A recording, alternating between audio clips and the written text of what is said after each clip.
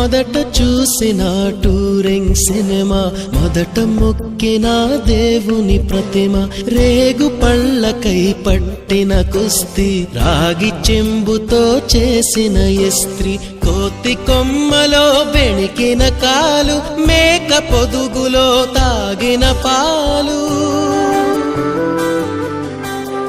దొంగ చాటుగా కాల్చిన బీడి, సుబ్బుగాడిపై చెప్పిన చాడి. గుర్తుకొస్తున్నాయి, గుర్తుకొస్తున్నాయి.